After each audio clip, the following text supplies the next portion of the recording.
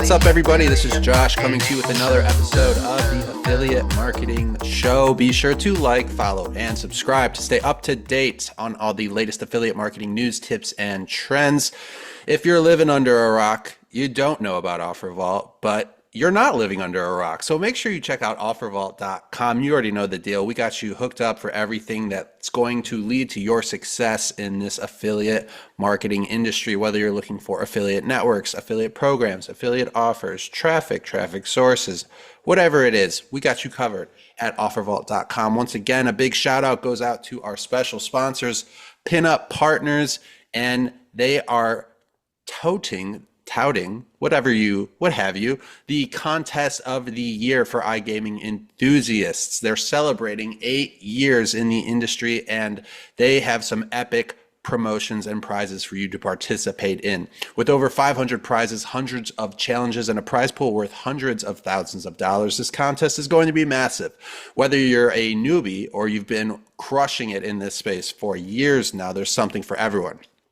Promotion is now live and runs through the end of the year, broken down into 3 exciting stages. Affiliates and partners can dive into daily challenges, score instant rewards, and of course enter into the grand prize drawing, which includes a luxury car and an exclusive party in the Alps, which you can buy your private jet ride from the industry legend Harrison Gevirtz to get to the Alps. I don't know if they're doing routes to the Alps yet, but do you want to get in on the action? It's super simple. Just sign up with, all right, hold on. Just sign up with their bot by clicking the link in the description and make sure you follow the competition guidelines to start racking up those entries.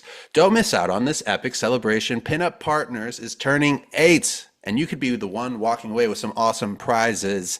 Congrats to Pinup Partners, and thanks again for sponsoring the show. We also have the Jet Poppy, the industry legend, Harrison Gevirtz, as well as Mr. Paper Call, Adam Young, and our special guest today. He's a legend in this space. I'm sure many of you know him, Shaun Hall, VP of Revenue at Diablo Media, a no-limit data and technology-driven performance marketing agency. What's up, Shaun? How you doing? I am great. I am happy to be here. I've been a fan of this show for probably since one of the first episodes. So this is definitely checking off an industry bucket list item for me. And to be here with the two of you guys who are I guess, relative unknowns in the industry yourselves. I mean, both of you, just legends in the industry. I feel like this is going to be a fantastic show. So it's going to be a legendary show. I'm stoked to have you on. You're here. infamous as well. You're well known. I walk around the show and everyone asks me where you're at. So you're the man. So Shaun, I want to kick things off with you here as our guest of honor. I know you're the VP of Revenue at Diablo Media. I've seen Diablo Media at all the shows for a long time.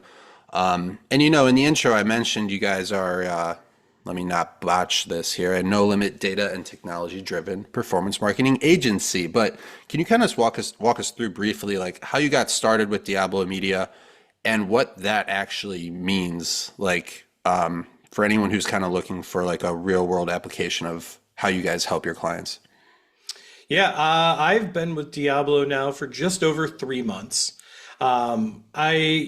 Obviously formerly I was working with Rev Content for the last few years, and being a big fan of native traffic, it really was a good home for me. But in this industry, like I've always wanted to do more. I've always wanted to make more of a difference. I've always wanted to kind of have a seat at the table, if you will, with a company where I could really have an impact and where all of my years of experience and my connections and my contacts could really make a difference and really move the needle. I've known of Diablo for a very long time. I've been very close with most of the team here for a number of years. So, when the opportunity presented itself for me to come on board here and, to steal a quote from LeBron, take my talents out to Denver, right, to Diablo Media. Bro, I'm from Cleveland. That's too soon, dude. Come on. Too soon. Yeah. I jumped at the opportunity to work for a company that's been around as long as Diablo has. To give you kind of a little synopsis on taking that amazing introduction for Diablo and breaking that into real world scenarios, we're probably most best known for the affiliate network that we operate, and we've operated that for close to 20 years now. So we've got some really amazing publishers, probably some of the best publishers in the space that we're working with. And then we've got a lot of really top tier advertiser partners that we work with. And that list is growing on an almost daily basis right now. So we've got that. So we're always looking for more advertisers and more publishers on the network side. And then we have a few really great owned and operated sites that we operate too in grants and financial assistance, and a few other verticals that we're always looking for traffic for. And then we're generating a lot of our own internal data that we're always looking for data partners on. And then if you've got a really good set of data that you need help monetizing, we're happy to take that on and work with you in that aspect as well. So we're really on the forefront of a lot of the best opportunities in this space. And because we have so many different departments that we are working with, the opportunity to work with Diablo is never ending. There's so many opportunities here. So I'm just happy to be here as a representative of them, and then to be able to give some more insights to your viewers on how we can help benefit their lives and their business. Yeah, I mean, it sounds like you guys are kind of a one-stop shop in a sense. I know you don't do everything, but I didn't know you did as much as you do, and which kind of makes your title of VP of Revenue even more impressive. I kind of want to jump into what that looks like for you. I always get really interested when I talk to people in biz dev or head of growth, for you, VP of Revenue, like, how do you kind of gauge success? Is it as easy as like, the more revenue we're making, the better I'm doing my job, or is it not so black and white? And what are some of your techniques and strategies that you implement on a daily basis to work towards growing that revenue for the company? Yeah, obviously VP of revenue is, very black and white. Where are we at now in revenue? Where do we want to be in 3, 6, 9, 12 months in revenue? And then taking that and breaking that down into how do we get there, right? Like, to say that we want to grow, 25% over the next 18 months is great, but like, how are we going to do that? So part of my job here is to work with the different departments and the different department heads on what strategies can we do to make sure we can hit those numbers, right? And breaking those strategies down into smaller tasks that the team can execute on to help us hit that bigger number. So my role here is to kind of look at all of the different revenue generating opportunities that we've got, and look for ways to make it more efficient. Look for different ways to improve customer service. One of the things that Diablo's always been known for is excellent customer service. So what are the areas that I can find that we could provide better customer service, or provide an automation, or give better reporting? And looking at those areas and saying, how do we equate these extra tasks to revenue growth?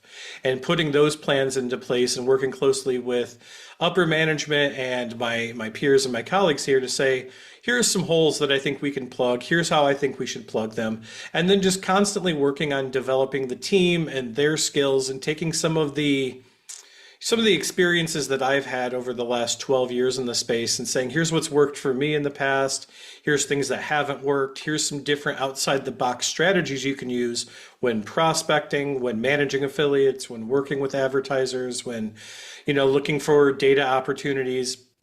How do we take what I've got over the last 12 years and apply it to Diablo Media and our goals? So it's kind of an overarching position that I've got here, and it's really something that speaks to all of my different strengths that I've developed, because I'm sure you've looked at my LinkedIn. I've been quite the journeyman over the last 12 years. There's not much that I haven't done. So I've developed a lot of contacts and a lot of experience in different facets of the industry that have allowed me to, even in my short time here, make a significant impact. Do you feel like that's kind of a heavy crown to wear, like VP of Revenue? I mean, like, obviously the CEO and founder is pretty heavy, but like, do you feel a lot of pressure having that title to like make sure the company succeeds? Or have you been around long enough where like, as long as I do X, Y, and Z, I know that I'm doing my job?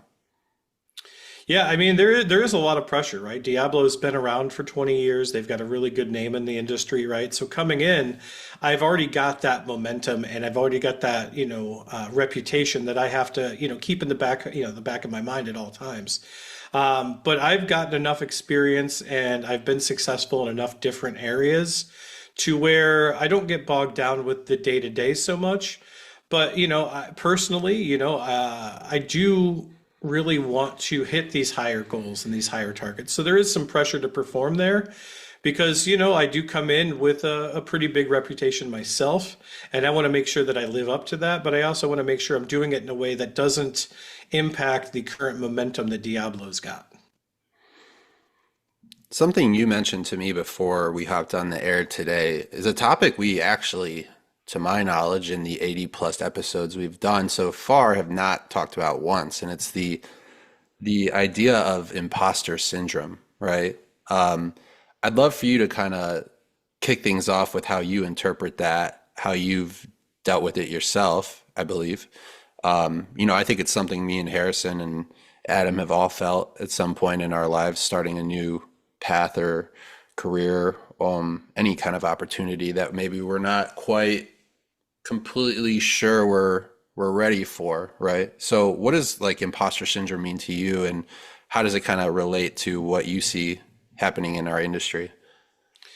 I mean, listen, we work in an industry that's, very fast paced, and it doesn't Sure. take a lot sometimes to go from, eating ramen noodles to, literally hopping on a private jet and flying somewhere, right? Like success can come rather quickly. Doesn't mean that it's easy. It doesn't mean that it's always that fast. But in this industry, a lot of us, didn't grow up with money. We didn't grow up with success. We didn't grow up with the abilities to do the things that we have the abilities to do, or have the opportunities to experience the things that we have, right? So when things happen quickly, or when you get presented opportunities that you don't feel you're ready for, it's tough in the industry as a whole just to have a mental health conversation. A lot of people I know in this industry that are in high level positions suffer from anxiety. They suffer from depression. They suffer from, mental health things like imposter syndrome, where it's easy to say, did this happen because of me, or did this happen, because it was going to happen anyway, right? Like, and it's hard to identify, like, wow, like, I did that, or I was responsible for that, and it's tough for some people in the industry to, be willing to take the gratitude and take the, the accolades that come with some of that, because we're not those people by nature. And over the last couple of years, it shows. And as I've kind of progressed in my own career, people have asked me, like, how do you deal with imposter syndrome? Like, I go through this every day when I log in. It's just like I see the revenue, I see the team performing at a high level. Like, it's tough for me to think, like, was this because of me? Was this something that I was responsible for? Like, where do I fit into this? Is it all going to come crumbling down tomorrow, right? Because as quick as things can happen, things can fall apart too. We've all been there where we've had a campaign that we thought was going to, take us all the way to retirement. And then with an algorithm change, a processing change, something happens, that campaign falls apart and we're at square one, right? So it's a weird dichotomy of taking credit for things and accepting credit for things, but also like that weird thing, like, when things are too good, it's like, well, when's the other shoe going to drop? Right. So for me, looking at imposter syndrome, it's tough to get, it's tough to get out of that sometimes, where even myself, I'll go through these things where it's like, I need somebody to tell me I'm doing a good job, right? I need somebody to tell me, like, hey, you did this. This is something that you created and that you put into place that's working. Because if not, I'm going to assume that it's all going to come crumbling down the next day, and that maybe anybody else could come in and do what I do, right? So it's something that we all face and that we all have to deal with at some point as we progress in our careers. Yeah, I struggled with that a lot when I got started at OfferVault in 2016. It was essentially like my first real job. Like, I went to college for marketing, graduated in 2012, but then I pursued music for 4 years. Is that right? Yeah. So I was not sure I was qualified to essentially run this household name in this industry that I was extremely unfamiliar with, right? I mean, I had tons of anxiety attacks in the beginning.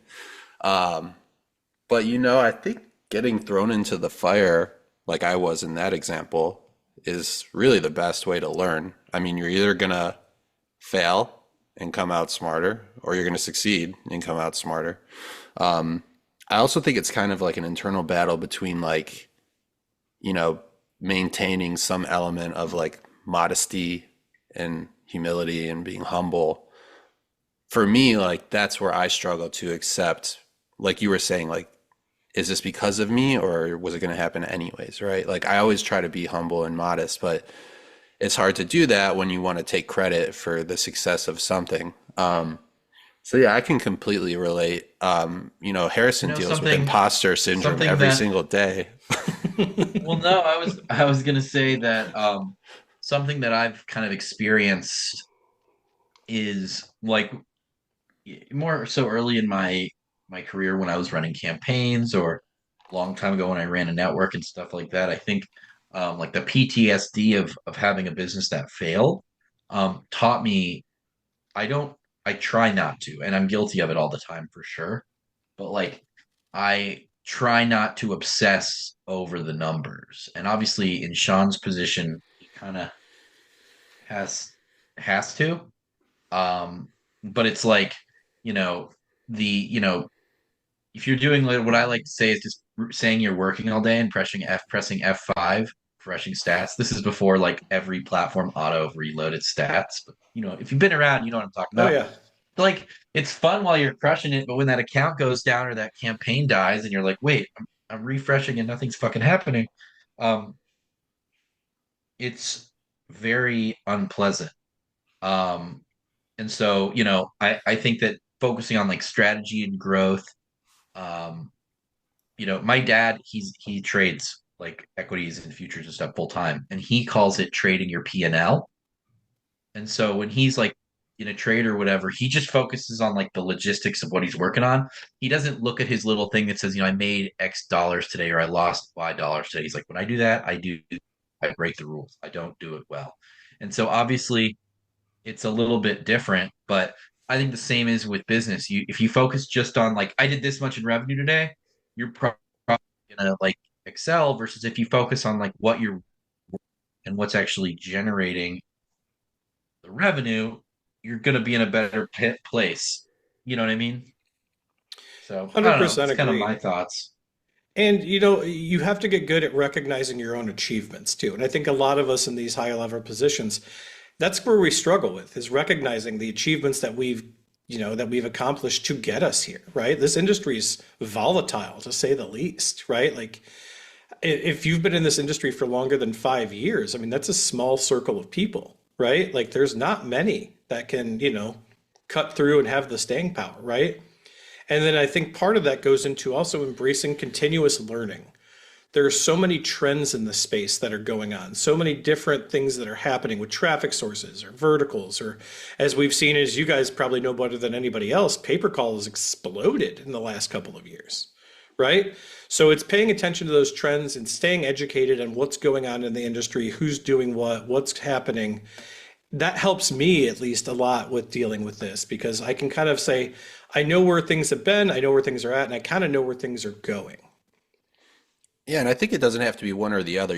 Going back to like, was this because of me or was it going to happen anyways? I think it's a little bit of both. Like, when I got the job to manage and run OfferVault, it was a lot of right place, right time. I think like when I got in the room and interviewed, that was because of me. But the fact that I got the opportunity was, just kind of fate. Owner at the time needed a guy. The guy who was doing what I do now was on his way out. I happened to be looking for a job in New York at the time. Like so many things had to fall into place for it to work out the way it did. And sometimes it's hard to know for sure. But yeah, I think it could be a little bit of both. And, to go back to like what Harrison said about the numbers and getting too tied up in results, which I'm sure Shaun, have trouble focusing on all the time. One of my favorite sayings, which I'm sure I've mentioned on the show before, is chop wood, carry water, which basically is like an old Buddhist saying, just meaning like do the work, do it well, and like move on. Don't like, you know, don't sit on it, don't stew on it, and just focus on the next task at hand. Oh, I agree. And that's part of like setting realistic expectations for yourself too. Like, there's when I'm sitting down and I'm forecasting or I'm looking at what we want to do in Q4 or what we're looking to do in 2025, it's easy for me to set these very high targets for myself and these very high numbers because I selfishly want to be able to accomplish those things, right? But I have to step back and say, let's set some realistic expectations here. Let's look at the bandwidth of the team that we've currently got. Let's look at the resources we've currently got, right? Let's take the number that's, just outside of the realm of possibility for goals. And then let's break that down into key areas and let's break those key areas down into actionable items, right? And I think that helps a lot too, because again, if you're just looking at black and white numbers up, numbers down, without understanding if numbers are up, why they're up, and I'm big on if numbers are down, why were they down? And understanding what's That's working huge. and doing more of that, and then taking what's not working, which is more important, and correcting that action. So, Do you Shaun, feel I had a job once. I'm not sure if you know that, but I ran what eventually was acquired by Click Booth, but it was like CPX Interactive, which they've Oh changed yeah. their name to Digital Revenue now. But I ran their affiliate network for about a year and change after EWA blew up. And I ran that network and I had a CRO, okay, a chief revenue officer, and he had the flaw of what you just said. I would get a call and it wouldn't be like, hey man, like how's business or what's new or what strategy are you working on or is there anything I can do to help you keep growing? It would be like, hey, we're down 2.3% day over day. Why? And I'd be like, I don't know. Like, let me, like, or it wouldn't even be that. It would be like, what's going on? There was no like this person's job was just to look at the numbers and not talk, look, or analyze or even consider strategy. And I thought that was, um, you know, they were leaving money on the table by not being willing to work a little bit. And so I think it's really important what you just said because even if you're not in a big company and you're just doing your own thing, you should learn, to focus on the strategy, not just the green or red number on the spreadsheet or stuff. Yeah. Shaun, this Go ahead. okay. Or you could go ahead. Well, I was just going to say really quick, you have to, in this industry, it's really big on planting seeds because sometimes things take a while to develop, right? So if I'm doing affiliate management, right? If I reach out to 50 potential affiliates today, it doesn't mean they're all going to start today, right? Some might respond back in a week, some might respond back in a month, some might set up a call with tomorrow. But if I do that every single day, right, that's a strategy that's going to lead to higher numbers down the road, but also more sustainable numbers down the road. And that's why I'm big at looking behind the number to figure out how we got there and what we need to do to continually get there. So to piggyback off of that, do you feel like there's always an answer for why numbers are down? And I ask that because, I've been hearing, and I'm sure this isn't the case for everyone, but that like the industry is a little bit down right now. It's a little slow during these summer going into fall months for some networks and other companies. Do you think sometimes it's as simple as just the industry being in a slow period? Is there always an answer for numbers being down, or is it sometimes just a matter of sticking it out and waiting for the industry to bounce back? So, I mean, obviously, being a pragmatic human being, when numbers are down, there's always a reason why numbers are down. Now, is that Okay. reason quantifiable? Like, is there something we could point to and say this is why numbers are down? Like, if it's a holiday, for example, we know numbers are going to be a little lower, right? Because it's a holiday. But with the industry and the trends and the shifts, sometimes there is nothing we could point to, right? Sometimes, and I talked about this a little bit on the LFG show. The industry is in a very much herd mentality standpoint right now, where it's like, oh, Josh, you're doing really well on ACA calls. Great, that's all I'm going to do now. And then next thing you know, there's 100 other people that are focused on that who have no business doing that, but they just know that Josh is making money, so I can make money too, right? And so because of that, you're going to see bigger swings on different verticals as people kind of move from one to the other.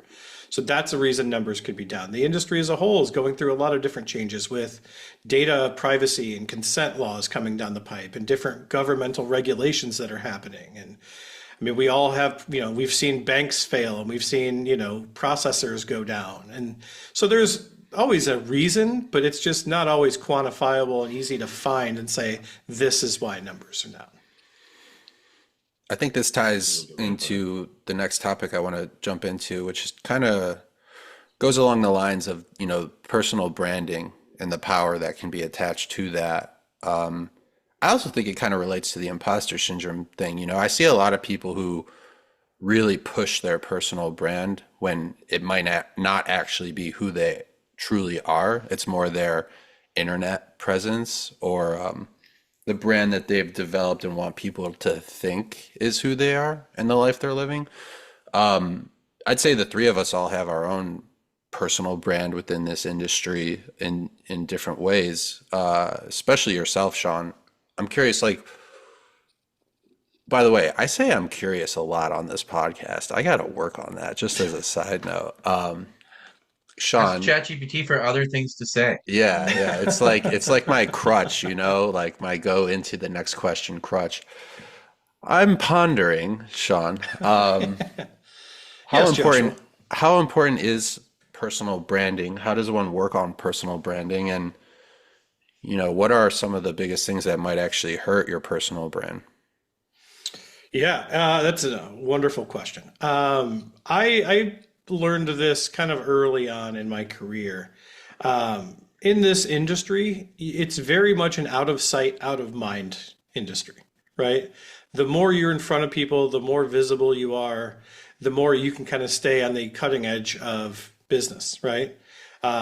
We've all seen companies out there, they go to Affiliate Summit East or Affiliate Summit West, they're sponsoring everything, they're doing everything, they're all over. And then 4 months later, they're just nothing. And then you don't see them again, right?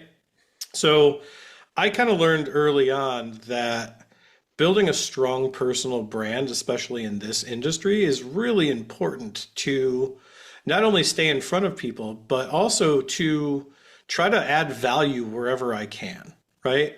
It's not just so much just let me just post on LinkedIn just to post on LinkedIn. Let me post in the Facebook groups just to post. It's what kind of value can I bring?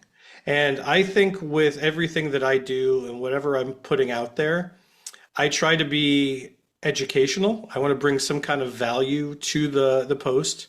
I also want to be entertaining because nobody's really looking at LinkedIn to be sold to or pitched to or hear about lame, boring industry statistics. They want to be entertained, so I try to bring a little entertainment to them. But then there's also got to be some kind of call to action at the end, if you need extra help with this, reach out, go, hit up one of our affiliate managers if you want to run this offer, right? And I always try to be mindful of the fact that I want to bring value with my personal brand. I want to make people think about things they may have not thought about or address problems that maybe they haven't had seen anybody else address, right? Like one of my biggest posts last year was about how horrible it is when somebody just cold Skype calls you. And the nails on the chalkboard feeling when you just see somebody who is calling me on Skype? Such disrespect, right? Like a post literally talking about that was the best post that I did on LinkedIn last year. So I like to take some of those things and just kind of put it out there because it doesn't always have to be selling, right? Sometimes it's just posting something that just is relevant that everybody has to deal with. But having a strong personal brand will just help open doors for you that you're not going to get opened otherwise. It's a good vehicle for business development. It's a good vehicle to increase your network. And to tie this into imposter syndrome, one of the things that I've kind of read about is a really good way to get over imposter syndrome is surrounding yourself with a very strong and positive network of people, of peers, of people that go through the same things you're going through and having that support system. And I've been able to develop that through other people that are also like yourselves who are on LinkedIn, who have these outlets where they're branding themselves and their companies. Because, you two know better than most people, the struggles and the toils of this industry, right? Like it's the highest of highs followed by the lowest of lows. And then You have to kind of balance the in between. So having that strong personal brand brings that into effect. And it also helps you just network better and just, be able to be in front of people and to meet people and to be able to, even mentor people, right? And help It's a them good overcome some of their fears. it's a good long-term investment in yourself in the industry. We talk about on the Yeah. show all the time, like so much turnover. You've mentioned it on this episode. You just never know, like when you might need another opportunity. And the reason that you get your foot in the door is because of that personal brand you established years and years before you even thought you might be in this position. Yeah. And LinkedIn's a great tool for that. And I tell people all the time, it's not so much posting on LinkedIn, but commenting on people's posts, telling somebody, hey, good post. This is great content, right? Being that person that, says, hey, I enjoyed this. I got value from this. Because a lot of people, we don't even realize when they post on LinkedIn, that took a lot for them to have the courage to put themselves out there, right? So it's always important too to comment back and to create that kind of dialogue, and those conversations is also important. So aside from talking about politics and religion, how do you destroy your personal brand? Oh man, there's so many ways you can destroy your personal brand. I think I mean, you I'm just put it trying. this way: you only have one reputation. It takes. So I saw it in a guy's email signature the other day. Funny, the guy was kind of rude, which I thought was very ironic. But his email signature says it takes 20 years to build a reputation and 5 minutes to ruin it. If you think about that, you'll do things differently. I almost was like, why were you a dick then? But I was Take your close. own advice, my friend. Well, obviously, to piggyback on that, being a dick, like being rude to people, right? Like openly getting into debates back and forth on public forums is a great way to do that, right? Like always say less than necessary is kind Yeah, of my philosophy out there. I love watching two people go back and forth in the industry Skype groups. I'm just eating, the eating popcorn like Uh-huh. GIF. Yeah, it's the best, dude.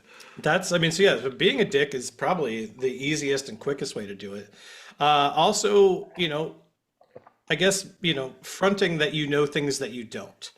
Like one of the things that can kill your credibility and your online brand quicker is by trying to make yourself a thought leader in areas that you have no business trying to be a thought leader in, or giving people advice that just is not based in reality, right? Like all of the like case in point, like all of the quote gurus who are like, you need to get into affiliate marketing. If you buy my book, I will tell you all of the secrets. And I'm not saying that because, I mean, Adam's book is fantastic and it's full of real life examples. Look at you backpedaling. Bro, Yeah. Well, I I just literally broke a looked little up and bit I of a saw sweat. his book in the background.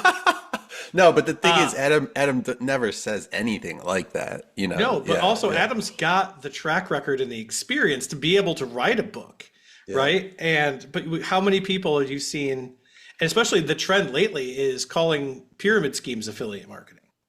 That's been the new hot thing is, I have a oh, lot of Shaun, you're people an like affiliate market. follow me on Instagram and it's like affiliate marketing, and I'm like, oh, that's interesting. It's like a fake account or a new account because like my username's affiliate, so I get shit related to it. And I'm like, what are I never heard of this affiliate marketing? And you're right, it's like an MLM thing, and they call it you're like an affiliate. It's complete. I Yeah. was like, what the hell is this? Yeah, it's new, I guess. It's new. It's came up where I have people in my personal life. They're like, Shaun, I have an opportunity for you. You're in affiliate marketing. I just got into affiliate marketing. I just need you to sign up for this thing, sell this product, and get other people to sign up and sell the product. And I'm You're like, my like, hey friend, Sean, what do you do for your vitamins? Have you heard of Herbalife? I'm an affiliate marketer now. And you're like, no, no, no, no, no, no, no, no, Dude, no. no, no, even no. I'm the thing. even my parents got into something like that. They were doing these like weight loss shakes, which were actually working like well for them. But then, they start asking their friends like, "Hey, you want to do this?" And then all of a sudden, it's like, "Oh yeah, you'll just go through me, I'll go through them," and it's like it's a whole thing. It is a whole thing. And then the last thing that I think I'll say about killing your personal brand is not following up with what you say you're going to do, right? Like I tried my best to make sure if I am talking to somebody on LinkedIn or I'm talking to somebody in a Skype group, if I say let's set up a call or if they say, hey, what's your availability, I try to follow through and follow up with everything that I put out there because there's nothing I hate more than trying to do business with somebody who doesn't follow up, who doesn't follow through with what they say they're going to do. And listen, people get busy, things fall through the cracks all the time, but that's a great way to kill your personal brand is just, Do you yeah, think I some tried to people work just with them, they don't? never responded. Do you think some people just don't care about their personal Yes, brand? Because I deal with people yes. all the time who just ghost me on, advertising deals that are coming up for expiration or renewals or just like potential clients. And it's like, is it me? Or do you just not give a shit about what people think about you in this space? There are a lot of people that don't care. And I think it's a combination of not caring, but also not really knowing how this industry works, on an intrinsic, detailed level, right? This industry, and there's a lot of companies out there that have yet to crack this code. This industry is all based on relationships. There are Boom. so many opportunities for people to screw you over in this industry that when you find a good group of people that you can trust, that will be there for the ups and the downs, that will always make sure you get paid or will pay you, like this industry is heavily based on relationships. And there's a lot of companies out there that don't care and they will torch a relationship over the smallest thing. But that's what will kill not only your personal brand, but your business brand in this space. Yeah, a lot of affiliates and advertisers have relationships with different types of affiliate programs, whether it's direct advertisers or affiliate networks. I know certain people prefer to go the direct route. In your opinion, why do you think that affiliate networks are still a great option for affiliates and publishers, given today's industry and the landscape of how things are working right now? Yeah, and again, I mean, that's a perfect transition. I'm curious as to how you came up with that transition. It was so I perfect. mean, I've just Uh, been doing this for a while, dude. no, so it goes back into relationships, right? Having somebody that you can trust. To me, having been, on the affiliate side of the fence and the affiliate management and network management side of the fence, it comes down to the trust and the relationship, right? Like going direct is fine because you might save yourself, you might get that extra 10, 20% that the network would normally take as a margin, right? But also, if that advertiser decides not to pay you, guess what? You're just not getting paid, right? Working with a network, especially, a reputable network, right? A lot of times, they will pay you even if they don't get paid, and then they'll fight that, right? So that margin that they're taking is not only, just so that There they can is a pad their value to it. pockets. So There's a huge value to the it. network is almost kind of providing an insurance policy.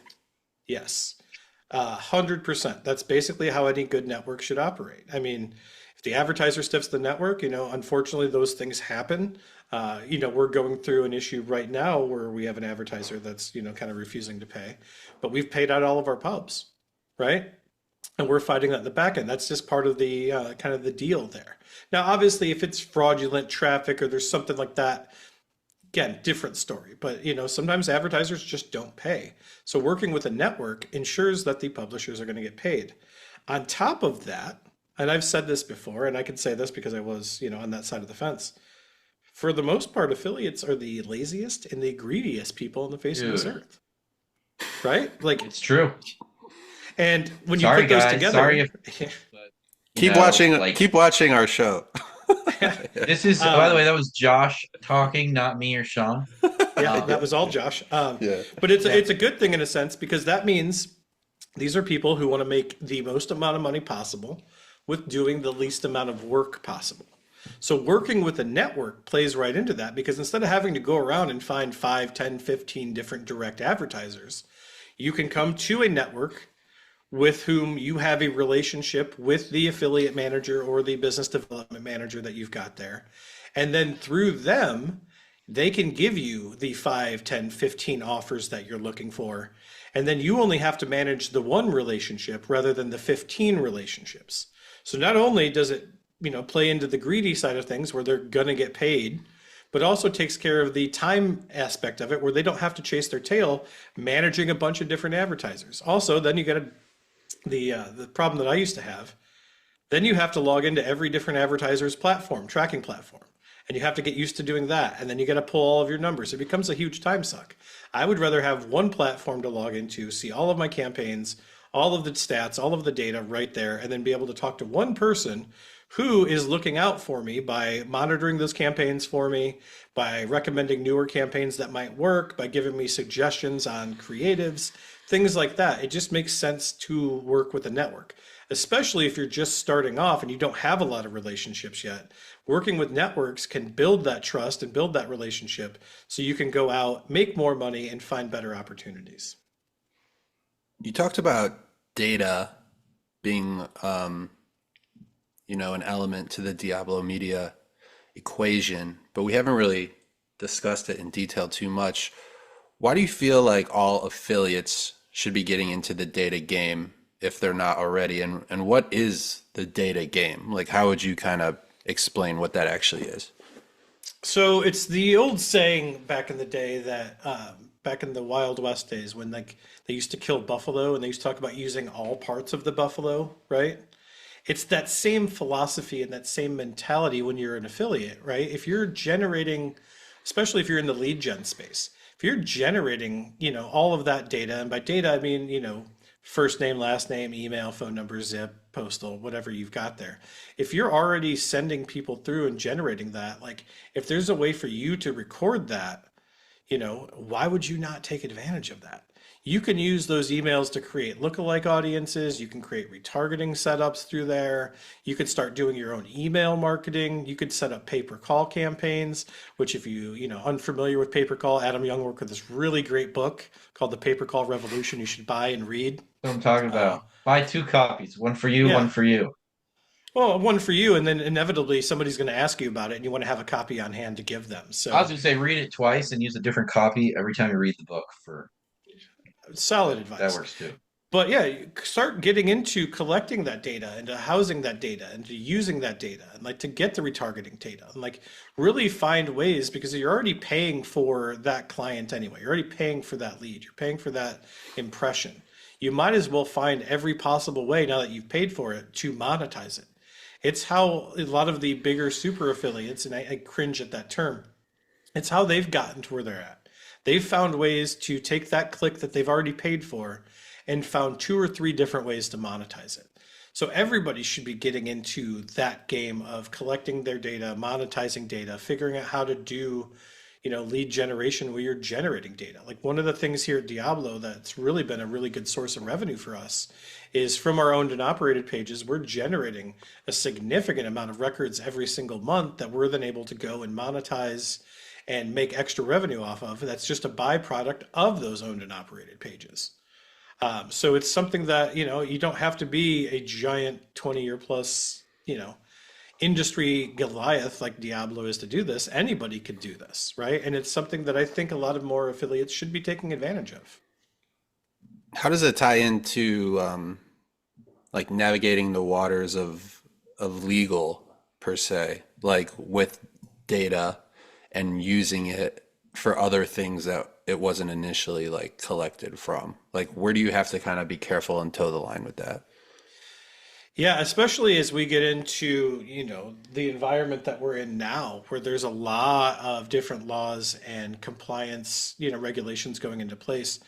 I would say, if you have the ability to get a really good attorney that specializes in, the areas of compliance, TCPA, CAN spam, if you have the ability to consult the attorneys and to set yourself up, that's the best way to do it.